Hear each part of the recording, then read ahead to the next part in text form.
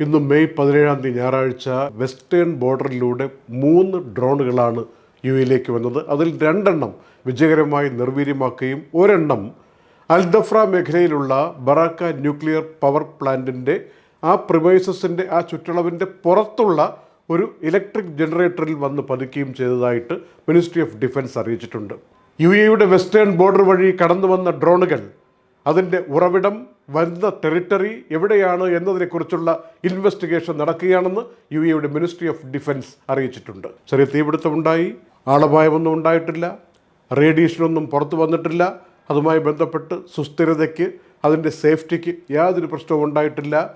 മാത്രമല്ല, ഇത്തരം സന്ദർഭങ്ങളിലെ ഈ തീവ്രവാദി ആക്രമണങ്ങൾ അതിനെ എങ്ങനെ ശക്തമായി പ്രതിരോധിക്കണം, എന്ത് മറുപടി നൽകണം, ഏത് തരത്തിലായിരിക്കണം റെസ്പോണ്ട് ചെയ്യേണ്ടത് എന്നതിനെക്കുറിച്ച് യുഎഇക്ക് വ്യക്തമായ കാഴ്ചപ്പാടുണ്ടെന്ന് IAEA എന്ന് പറയുന്ന അന്താരാഷ്ട്ര ആണവോർജ അതോറിറ്റിയുടെ ഡയറക്ടർ ജനറലുമായി ഇന്ന് സംസാരിക്കവേ യുഎഇയുടെ വിദേശകാര്യമന്ത്രി ഹിസ് എക്സലൻസി ഷേഖ് അബ്ദുള്ള ഇക്കാര്യത്തിൽ വ്യക്തമായ നിലപാട് അറിയിക്കുകയും ചെയ്തിട്ടുണ്ട്. യുഎഇയുടെ പരമാധികാരം, യുഎഇയുടെ ജനതയുടെ താല്പര്യങ്ങൾ, ഇവിടുത്തെ സുരക്ഷ, സുസ്ഥിരത ഇതെല്ലാം സംരക്ഷിക്കുന്ന വിധത്തിലുള്ള മറുപടി വ്യക്തമായി നൽകിയിരിക്കുമെന്നും ഷേഖ് അബ്ദുള്ള വ്യക്തമാക്കി. ഗൾഫ് രാജ്യങ്ങളിൽ പലയിടങ്ങളിലും ഇപ്പോൾ കണ്ടുവരുന്ന ഒരു രീതി, ചില രാജ്യങ്ങളെങ്കിലും അവരുടെ ഇൻ്റലിജൻസ് പുറത്തുവിടുന്ന രീതി നമ്മളെല്ലാവരും അറിഞ്ഞിരിക്കണം. ഈ ഇറാൻ്റെ IRGC, അതുപോലെ ലെബനോനിലെ ഹെസ്ബുള്ള തുടങ്ങിയ ഗ്രൂപ്പുകളുമായിട്ടൊക്കെ ഏതെങ്കിലും വിധത്തിൽ ചങ്ങാത്തമുള്ളതോ അവർക്ക് ഇൻഫർമേഷൻ കൊടുക്കാൻ സാധ്യതയുള്ളതോ ആയിട്ടുള്ള ചില ആളുകളെങ്കിലും ചില ഗൾഫ് രാജ്യങ്ങളിലെങ്കിലും പ്രവർത്തിക്കുന്നുണ്ട് എന്ന് അധികൃതർക്ക് മനസ്സിലായിരിക്കുകയാണ്. ബഹ്റിനിൽ അങ്ങനെ ഒരു സംഘത്തെ തന്നെ നേരത്തെ അറസ്റ്റ് ചെയ്തിട്ടുണ്ട്. ഇന്നും ഒരാളെ അറസ്റ്റ് ചെയ്ത് ജയിലിലാക്കി എന്ന റിപ്പോർട്ട് പുറത്തു വരികയാണ്. യുദ്ധം അവസാനിപ്പിക്കാനുള്ള സമാധാന സംഭാഷണങ്ങളുമായി ബന്ധപ്പെട്ട ചലനങ്ങൾ, ആ ചർച്ചകൾ ഇപ്പോഴും മുന്നോട്ട് നീങ്ങുകയാണ്. എവിടെയും എത്തിയിട്ടില്ല. പാകിസ്ഥാൻ ഈ വിഷയത്തിൽ കിണഞ്ഞു പരിശ്രമിക്കുന്നു എന്നാണ് ഇന്നലെയും ഇന്നും വരുന്ന പുതിയ റിപ്പോർട്ടുകൾ സൂചിപ്പിക്കുന്നത്. അതായത് പാകിസ്ഥാൻ്റെ ആഭ്യന്തരമന്ത്രി ഇറാൻ്റെ തലസ്ഥാനമായ ടെഹ്റാനിലെത്തുകയും ഇറാൻ്റെ വിദേശകാര്യമന്ത്രി, ഇറാൻ്റെ ആഭ്യന്തരമന്ത്രി, അതുപോലെ പാർലമെൻറ്റിൻ്റെ സ്പീക്കർ അടക്കമുള്ള ആളുകളുമായിട്ട് സംസാരിക്കുകയും ചെയ്തു. ചർച്ച ബഹുദൂരം മുന്നോട്ട് പോയിട്ടുണ്ട് എന്ന് പറഞ്ഞു. ഇറാൻ പാകിസ്ഥാന് നന്ദി പ്രകാശിപ്പിച്ചുകൊണ്ടുള്ള മെസ്സേജ് ഇട്ടിട്ടുണ്ട്. പക്ഷേ എവിടെയാണ് വഴിമുട്ടി നിൽക്കുന്നത് എന്നതിനെക്കുറിച്ച് ചോദിക്കുമ്പോൾ ഇറാൻ പറയുന്നത് അമേരിക്ക മുന്നോട്ട് വെച്ച കാര്യങ്ങൾക്ക് ഇറാൻ കൊടുത്ത മറുപടി, അതിന് ബദലായിട്ട് അമേരിക്കയുടെ ഭാഗത്തുനിന്ന് വന്നിരിക്കുന്ന കാര്യങ്ങൾ ഒന്നും അംഗീകരിക്കാൻ പറ്റുന്നതല്ല എന്നാണ് ഇറാൻ ഇപ്പോൾ പറയുന്നത്. ഒന്നാമത്തെ കാര്യം, ഒരു 25% ഫ്രോസൺ അസറ്റ് പോലും വിട്ടുതരാൻ അമേരിക്ക തയ്യാറല്ല എന്ന് പറയുമ്പോൾ അത് തങ്ങൾക്ക് ഒരു കാരണവശാലും സമ്മതിച്ചു കൊടുക്കാൻ പറ്റില്ല എന്നാണ് ഇറാൻ പറയുന്നത്. ഫെബ്രുവരി 28 ശേഷം യുദ്ധമുണ്ടായിട്ട് തങ്ങളുടെ വിദേശ രാജ്യങ്ങളിൽ പലയിടത്തുമുള്ള സ്വത്തുക്കൾ അമേരിക്ക മരവിപ്പിച്ചിരിക്കുന്നു. അതിൻ്റെ കാൽഭാഗമെങ്കിലും തരാതെ മുന്നോട്ട് പോകാൻ പറ്റില്ല എന്നാണ് ഇറാൻ ഇപ്പോൾ പറയുന്നത്. മറ്റൊരു കാര്യം, ആണവോർജവുമായി ബന്ധപ്പെട്ട കാര്യം. ഒരെണ്ണം നിലനിർത്താം, ഒരു ആണവോർജ സൈറ്റ് നിലനിർത്താമെന്ന് അമേരിക്ക പറയുന്നു. എന്നാൽ ഇപ്പോൾ കൈവശമിരിക്കുന്ന സമ്പുഷ്ടീകരിച്ച യുറേനിയം മുഴുവനും അമേരിക്ക കൊടുക്കണം എന്ന കാര്യത്തിൽ യാതൊരു വിട്ടുവീഴ്ചയുമില്ല എന്നും അമേരിക്ക പറയുന്നു. ഇത് അംഗീകരിച്ചു കൊടുക്കാൻ പറ്റില്ല എന്നാണ് ഇറാൻ പറയുന്നത്. പിന്നെ ഹോർമൂസുമായി ബന്ധപ്പെട്ട കാര്യത്തിലാണ്.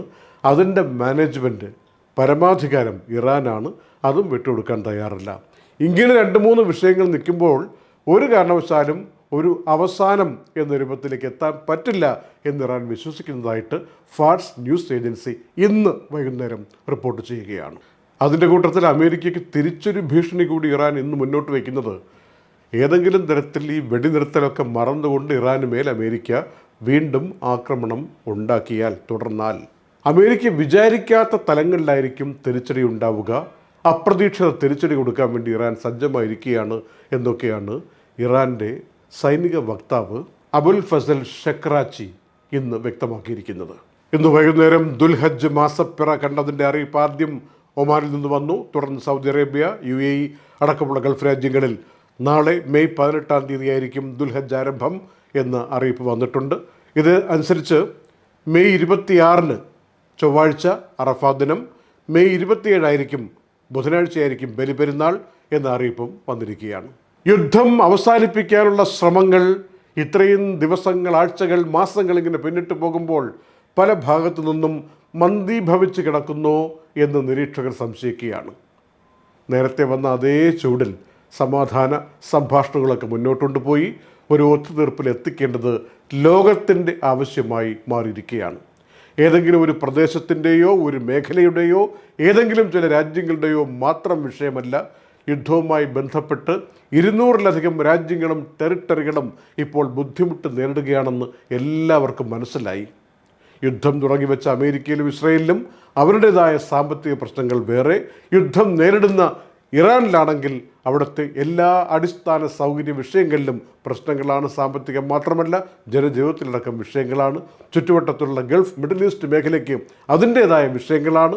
ഇതിനെ ചുറ്റിപ്പറ്റി ആശ്രയിച്ച് നിൽക്കുന്ന ഏഷ്യ, യൂറോപ്പ്, ഓസ്ട്രേലിയ അടക്കമുള്ള എല്ലാ സ്ഥലങ്ങളിലും ആഫ്രിക്കയിലുമൊക്കെ ഇതിൻ്റെ അനുരണനങ്ങൾ പല വിധത്തിൽ പ്രതികൂലമായി ബാധിച്ചുകൊണ്ടിരിക്കുമ്പോൾ 800 കോടി ജനങ്ങൾക്കും ഇതൊരു ബുദ്ധിമുട്ടായി മാറിയിരിക്കുന്നു എന്ന സത്യം നമ്മൾ തിരിച്ചറിയണം.